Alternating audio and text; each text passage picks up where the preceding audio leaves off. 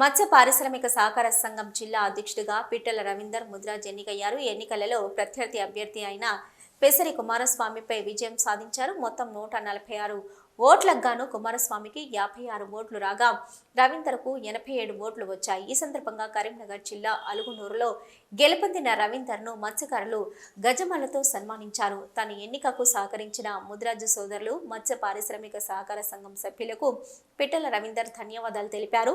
మత్స్య పారిశ్రామిక సహకార సంఘం అభివృద్ధికి తన వంతు కృషి చేస్తానని హామీ ఇచ్చారు.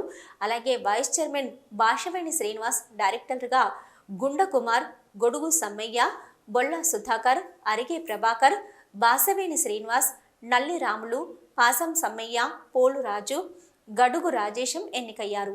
ఈ కార్యక్రమంలో పిట్టల రవీందర్తో పాటు ముద్రాజ్ సంఘం జిల్లా నాయకులు తాట్ల తిరుపతి ముద్రాజ్, కీసరి లక్ష్మయ్య, రెడ్డి మల్లయ్య, సిల్ల రాములు, సిదిర సత్తయ్య, పోలు శ్రీనివాస్, దాసరి సంపత్, పిట్టల కనకయ్య, గోనెల రాజు తదితరులు ఉన్నారు.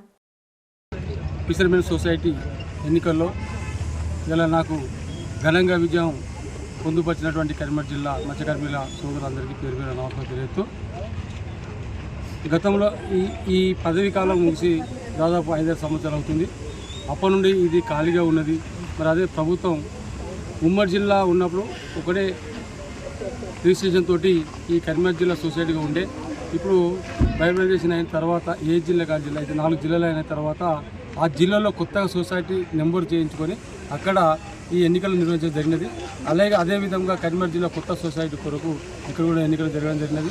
ఈ ఎన్నికలలో కరీంనగర్ జిల్లాలో మత్స్యకార సంఘాలు మరియు ముద్రాజ్ బంధువులు మరియు ముద్రాజ్ నాయకులందరూ నా వెన్నంటూ ఉండి నన్ను అధిక మెజార్టీ గెలిపించిన నాకు సహకరించిన వీరందరికీ పేరు పేరున ఇలా గుర్రాల మలేషియా కానీ, నారాయణ కానీ, తర్వాత మా గంగ కనకన్న కానీ, ఇక్కడ ఉన్న పెద్దలు పేరు పేరు ప్లీజ్ అనుకోకుండా సీన్ కానీ మీ అందరికీ పేరు పేరున నన్ను అధిక మెజార్టీతో గెలిపించిన